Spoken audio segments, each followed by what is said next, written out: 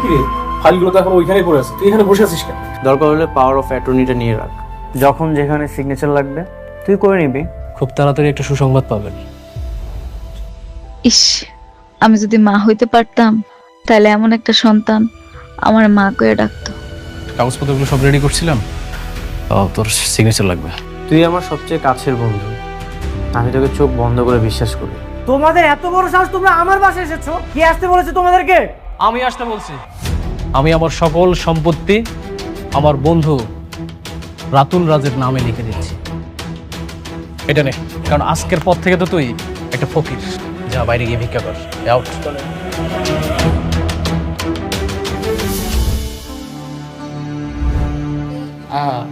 আজকাল দেখি ভিক্ষুকরাও এসব ড্রেস পরে ভিক্ষা করে। আচ্ছা যাই হোক, নে।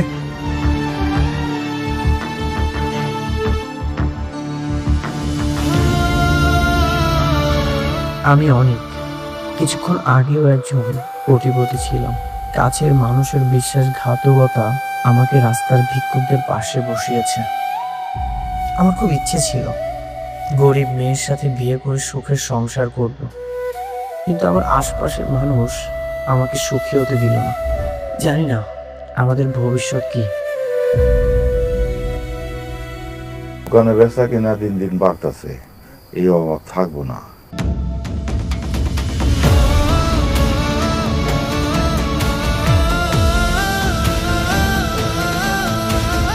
মেঘলা, মেঘলা, জি আব্বা। দেখ জামাই আসছে।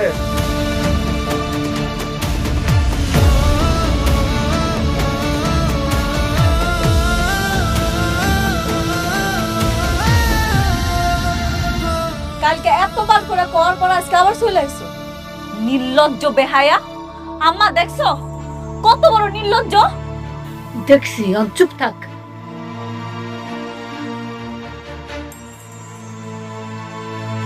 হ্যাঁ, আমি নির্লজ্জ। আমার চাচা চাচি আমার সাথে এত বেইমানি করার পরেও আমি তাদেরকে মাফ করে দিয়েছিলাম। পরিশেষে আমার চাচা চাচি আমার বন্ধু রাতুলের সাথে যুক্ত হয়ে আমার সকল সম্পত্তি নিয়ে নিয়েছে।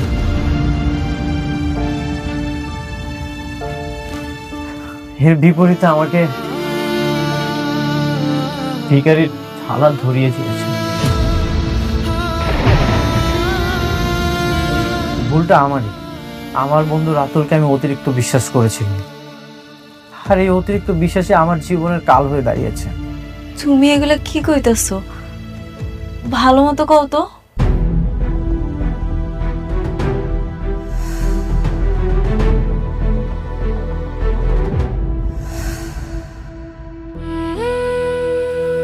বাবা, মা, আমার এখন কোনো সম্পত্তি নেই। আপনাদের তো তাও একটা থাকার জায়গা আছে, আমার তো সেটাও নেই। আমাকে কি এখানে একটু ঠাঁই দেওয়া যায়?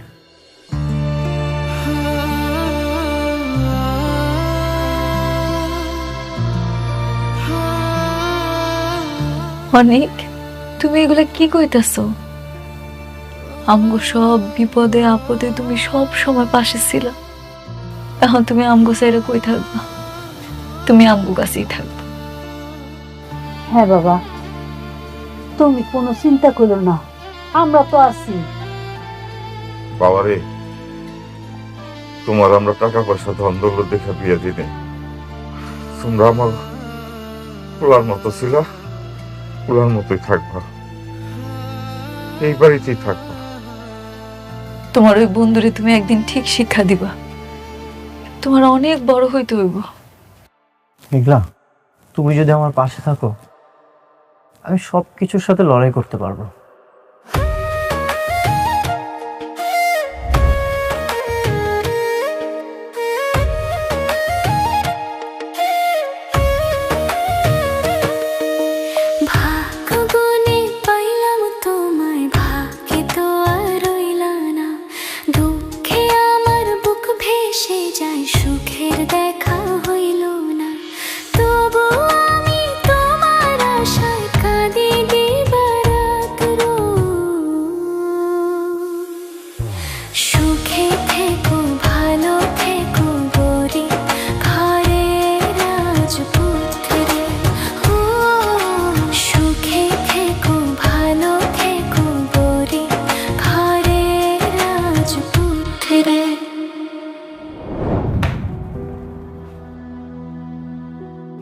আপনারা?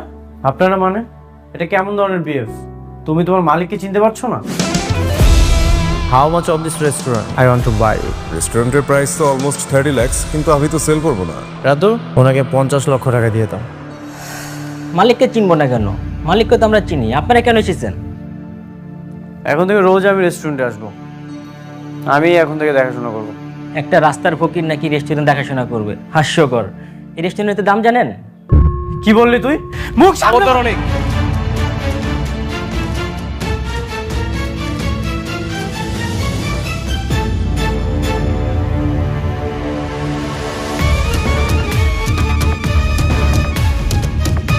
আমার স্টাফের গায়ে যদি তুই হাত তোলার চেষ্টা করিস না, সেই হাতটা আমি আস্ত রাখবো না। ও তোর স্টাফ মানে? এই রেস্টুরেন্টটা আমার, আমি কিনেছি।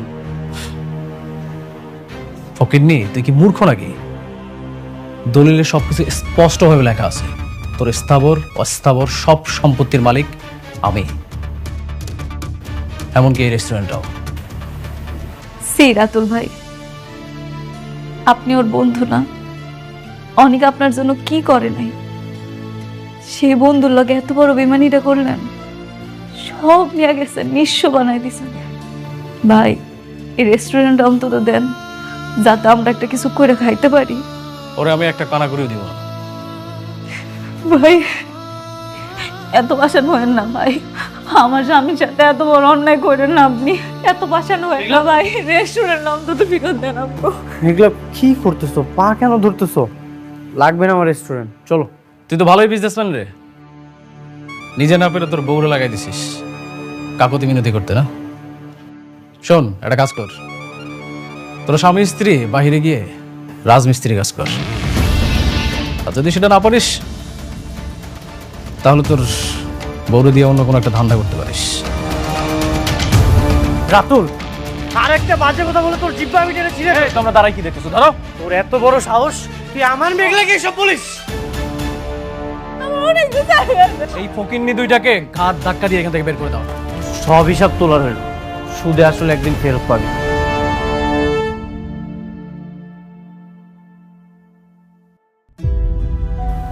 চিন্তা করো না, আজকে যা হয়েছে ভুলে যাও, দেখো আল্লাহ একটা ব্যবস্থা করে দিব। ভুলে গেলে আমি সামনে আগাতে পারবো না, সব কিছু মনে রেখেই নিজেকে তৈরি করতে হবে, আর উচিত জবাব দিতে হবে। আমি কইছিলাম কি বাবা, আমাগো চায়ের দোকানটা তো আছেই, সেইখানে গিয়া যদি। এটা তুমি কোন কথা হইলা? আমাকে কোটিপতি জামাই, সে করবো চায়ের দোকান? কইছিলাম যতদিন কিছু না হয় আর কি। হইছে, আমাকে কোটিপতি জামাই ওই চায়ের দোকান ওটা করতে পারবো না। বাবা, আমি পারবো, আমি তো ছোট থেকেই বড় হয়েছি, কষ্ট করে বড় হয়েছি। আপনারা আমার উপর ভরসা রাখেন, আমি আবারও কষ্ট করে বড় হতে চাই। না বাবা, শোনো, আমাকে চায়ের দোকানে কাস্টমার হয়েছে গিয়া ভ্যানওয়ালা, রিক্সাওয়ালা, ঠেলাওয়ালা, এরা নানান জনে নানান কথা কয় আর চা খায়, ওটা তুমি সামলাইতে পারবে না। গরিবরা কি মানুষ না? আমি যদি সবার সাথে মিশতে পারি তাহলে তো সবকিছু ঠিকঠাক হয়ে যাবে। বাবা, আমার কোনো সমস্যা নেই, আমি পারবো। সত্যি কি তুমি পারবা? দেখো, তোমরা যদি আমার পাশে থাকো, ইনশাল্লাহ আমার কোনো সমস্যা হবে না এই কাজে, আমি কাজটা করতে পারবো।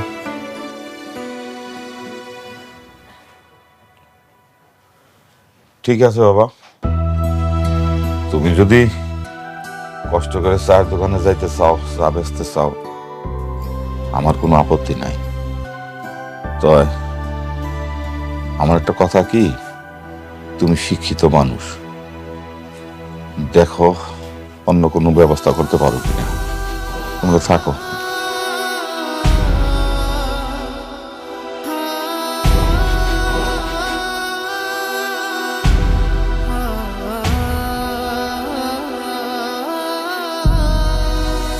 তোমার অনেক কষ্ট হয়ে যাবে তাই না? না না, কষ্ট হবে না, এর চেয়ে অনেক কষ্ট আমি ছোট থেকে সহ্য করে এসেছি। সমস্যা নেই, দেখি কি করা যায়। অনেক, আমি তোমার কথা দিতেছি, তোমার সুখে দুঃখে সব সময় আমি আছি, কোনোদিন তোমার ছাড়া যাব না। বাচ্চাটা নষ্ট হয়ে যাওয়ার পর তোমার লগে অনেক খারাপ ব্যবহার করছি, তুমি আমার মাফ করে দিও। মাপ চাচ্ছ কেন? আমি কিছু মনে করিনি। অনেক, তুমি আমার একটা কথা দাও, যত বিপদে আসুক তুমি আমার সাইডে কোনোদিন যাইবা না, সবসময় আমার সাথে থাকবা।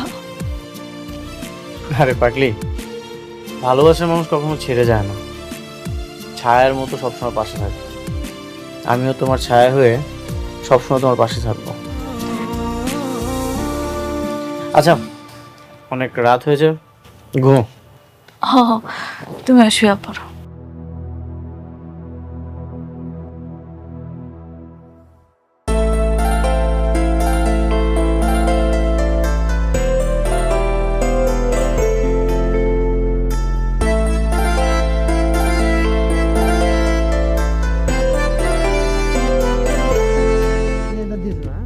হ্যাঁ ভালো হইলো, বাজার ঘাট কিছু। দুটা চা দেন, এটা কিন্তু করইব।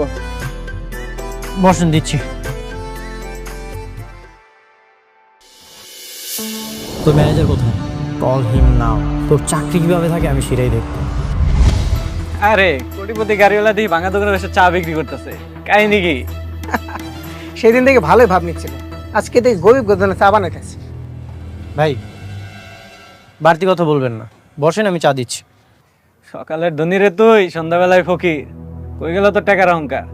আমরা তো তাও একটা চাকরি করি, সম্মান নিয়ে চলাফেরা করি। আপনারা এখান থেকে চলে যান, আপনাদের কাছে আমি চা বিক্রি করবো না। কেন ভাই, তোমাকে 2 কাপ চা বেচলে লাভ হইব না 5 টাকা? আমার মনে হয় ও একটা ফকির, যেন আমার লোকে ভাবনার জন্য শার্ট কোট প্যান্ট গাড়ি ভাড়া করে লোক নিয়ে আসছিল। কি ঠিক না ফোটানি কোটিপতি? এই উঠেন আপনারা, সেদিন তো জুতা পেটা করিনি, আজকে কিন্তু জুতা পেটা করবো। এখনই আমার দোকান থেকে বের হয়ে যান। এই কাস্টমার খাবার কাছ থেকে চিনিস কে? এলাকা থেকে লোক একদম গেটি মেটি কিন্তু ভাঙ্গা আমার তুই চিনিস মানে? দোকানদারের একটা অপমান করস, তোর তো সাহস কম বড় না? এই কলতে তো ভাই ভাই আজকে পিটা মুচ্চা মতো। এই কিসে? এই আপনার আমার জামার সাথে খারাপ ব্যবহার করতেছেন কেন? হ্যাঁ, জানেন ওকে? ও কত বড় লোক, কত কোটিপতি। হ্যাঁ রে, তুই যদি বড় লোক হইতো তাহলে এই চায়ের দোকানে বসে আছে কেন? ওই ছেলে অফিসেই তো বসে থাকতে পারতো। ওই যে দেখো না, ওই যে এসি বাতাস আইতাছে। আমি কি করবো না করবো সেটা একান্ত আমার ব্যক্তিগত ব্যাপার। যা, এখন আমার দোকান থেকে বের হয়ে যা। কাস্টমারের লগে এমন খাওয়া ভাবা করলে 2 দিন পর ভিক্ষের থালা আছে না, নিয়ে রাস্তায় নামতে হবে। এই চল, ওর দোকানে চা খাবো না, চল তো।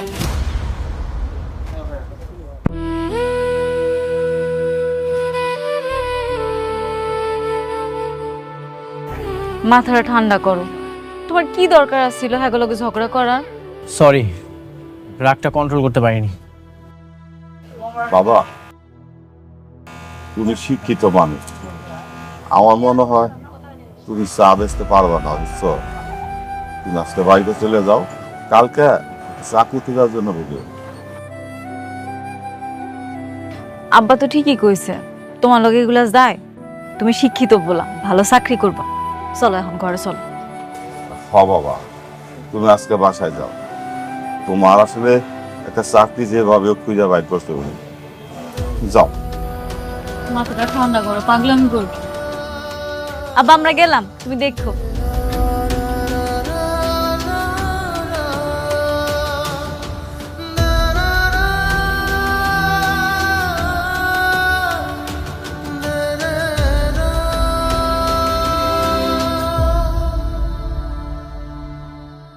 হায় আল্লাহ, আমার জামাইটার একটা ভালো চাকরির ব্যবস্থা করে দাও। কই যাবেন? অফিসে যাব, একটা চাকরির বিজ্ঞাপন দেখেছিলাম। আর কোন চাকরি হবে না, লোক নেওয়া হয়ে গেছে। লোক নেওয়া হয়ে গেছে? আচ্ছা, আমি ভিতরে যে স্যারের সাথে একটু কথা বলি। বললাম না লোক নিবেন না, বাংলা কথা বুঝেন না, যান এখান থেকে।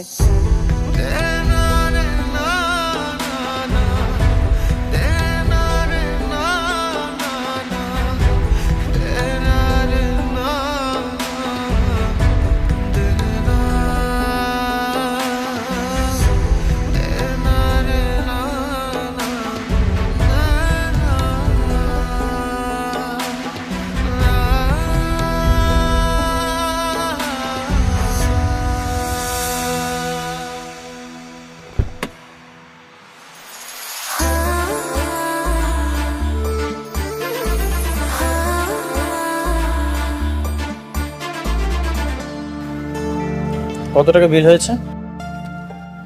স্যার 1550 টাকা। 1550।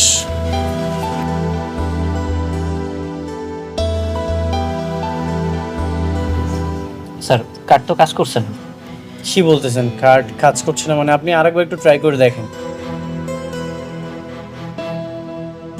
আমি ভালো করে চেক করেছি, সম্ভবত আপনার কার্ডে টাকা নেই অথবা কার্ড লক। আপনি এক কাজ করেন, ক্যাশ টাকা দেন। আচ্ছা, আমার কাছে তো ক্যাশ টাকা নেই, আমি আরেকটা কার্ড দিচ্ছি, এটা একটু ট্রাই করে দেখেন।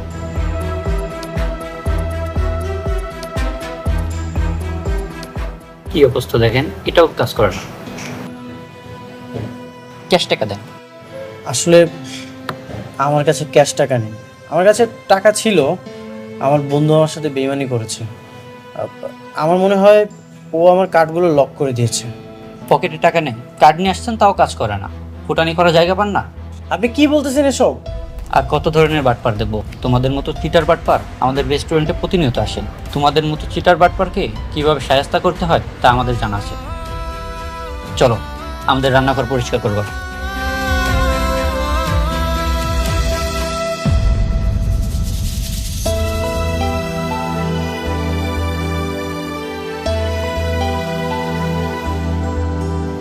আরে তুমি? বৃষ্টি, শালা ফকির, টাকা না থাকলে বড় রেস্টুরেন্টে খাইতে আসবি না, টাকা না থাকলে রাস্তায় বসে জোট খাবার খাবি। আপনি একজন ভদ্রলোকের সাথে এমন ব্যবহার করছেন কেন? এটা কি কোনো সভ্য মানুষের আচরণ হতে পারে? ভদ্রলোক? কে ভদ্রলোক? আমি তো কোনোভাবে ওনাকে ভদ্রলোক মনে করি না। উনি একটা বাটপার, খাওয়া দাওয়া করার পরে বলে টাকা নেই। আপনার বিল কত হয়েছে? 1550 টাকা।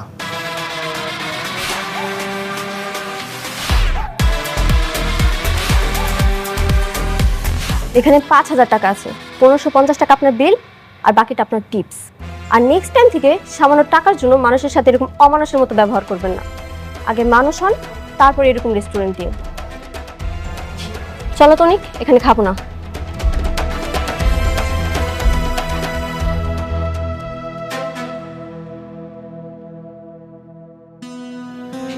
সব কিছু ঠিক চলছিল, কিন্তু আমার খুব কাছের একটা বন্ধু আমার সাথে বেইমানি করেছে, আর সেটার জন্য আজ আমার এই পরিস্থিতি।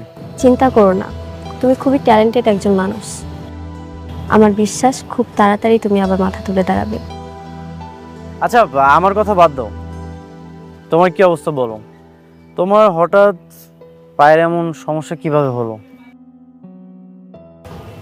অ্যাক্সিডেন্ট। একটা অ্যাক্সিডেন্টে আমার পুরো জীবনটা এলোমেলো হয়ে গেছে। অ্যাক্সিডেন্ট? আমি তো কিছুই জানি না। আমি অবশ্য কিভাবে কি জানবো? 4 বছর আগে তো তোমার সাথে যোগাযোগ অফ হয়ে গেল, এরপর তো আর কোনো আপডেটই পাইনি। আমি ইচ্ছে করে নিজেকে আড়াল করে রেখেছি। যখন ডাক্তার বলল আমি আর কখনোই একটা স্বাভাবিক মানুষের মতো হাঁটতে পারবো না, তখন ভাবলাম তোমার সামনে এসে কী লাভ। সেই জন্য এত বড় ঘটনা তুমি আমাকে জানাবে না? তুমি তো আমাকে ভালোবাসতে না, আমিই তোমাকে পছন্দ করতাম। যখন আমার পা ভালো ছিল তখনই আমাকে পাত্তা দাওনি। আর এই খোঁড়া পা নিয়ে তোমার সামনে কিভাবে যাই বলো? আমি আরো ভেবেছিলাম তোমার প্রপোজাল আমি অ্যাকসেপ্ট করিনি, এই জন্য হয়তো নতুন একজন জীবন সঙ্গী বেছে নিয়েছো। আমি আমার জীবনে একজনকে ভালোবেসেছি, আর এখনো তাকেই ভালোবাসি। জানি কখনো তার ভালোবাসা পাবো না, কিন্তু আফসোস নেই, সবসময় যে পেতেই হবে এমন তো কোনো শর্ত নেই। বৃষ্টি, তুমি এখনো আমাকে ভালোবাসো?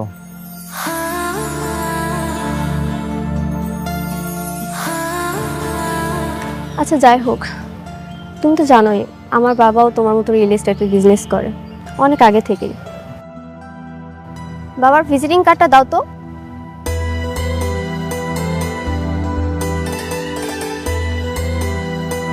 তুমি এই কার্ডটা রাখো, একদিন বাসায় এসো, আমি বাবার সাথে কথা বলবো, সেই জন্য তোমাকে ভালো একটা কিছু ব্যবস্থা করে দেয়। থ্যাংক ইউ বৃষ্টি, আমি অবশ্যই তোমার বাবার সাথে দেখা করতে আসবো। ঠিক আছে, আমি বাবাকে বলে দিই।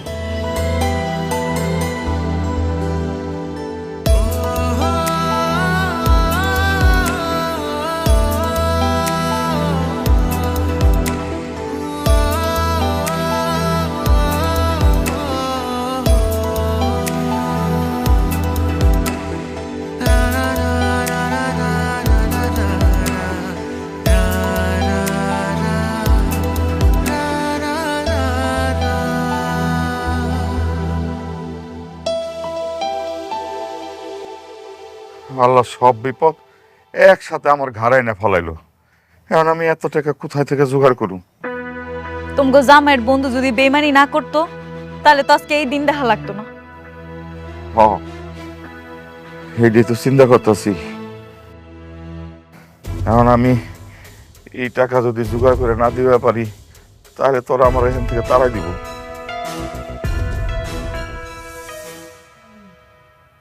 বাবা কে আপনাদেরকে তাড়িয়ে দিবে? আর এত টেনশনের মধ্যে আছেন যে? আর কইও না, আজকে কিছু মাস্তান আইছিল টাকা নিতে। কিসের টাকা?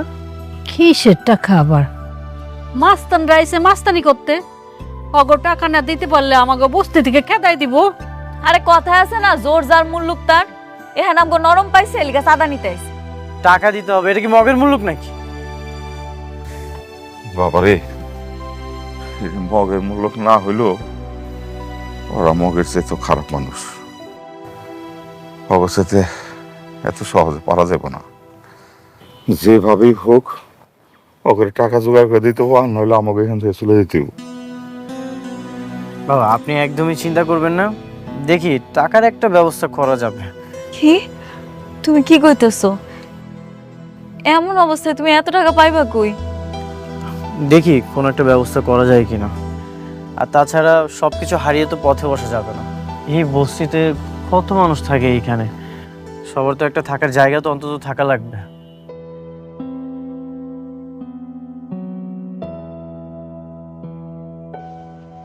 কালকেই বৃষ্টির বাবার সাথে দেখা করতে হবে।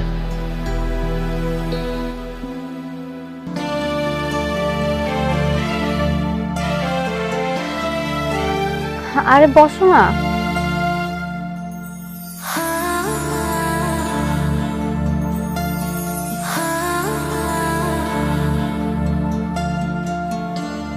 আব্বু,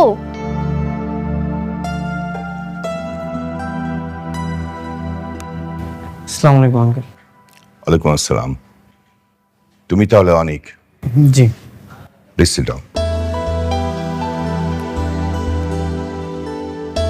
ফাইলটা নিয়ে অফিসে যাও, আমি সিগনেচার করে দেবো কালকে।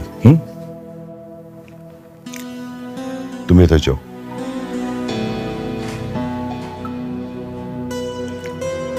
তাহলে তুমি সেই ছেলে যার জন্য আমার মেয়ে দিনের পর দিন মন খারাপ করে অপেক্ষা করছে? আসলে আঙ্কেল, আমি জানি তোমার বিষয়ে, আমি সবকিছুই জানি। আমার মেয়ে তার মনের কথা সবকিছু আমাকে শেয়ার করে। এমনকি তুমি যে নিজের বিজনেস হারিয়েছ, বন্ধুদের দ্বারা প্রতারিত হয়েছ, এটাও কিন্তু আমি জানি। আপন জনেরা যদি বেইমানি করে তখন তো আর কিছুই করার থাকে না। দেখো অনেক, আমার মেয়ে তোমাকে ভালোবাসে। আমি চাই তুমি আমার মেয়েকে বিয়ে করো।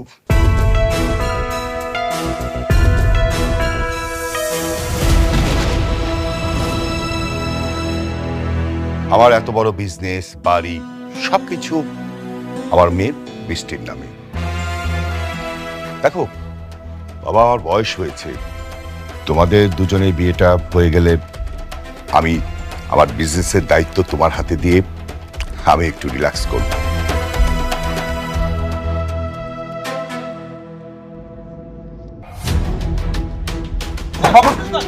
একদম কথা বলবি না, 1 ঘন্টার মধ্যে বস্তি খালি করবি।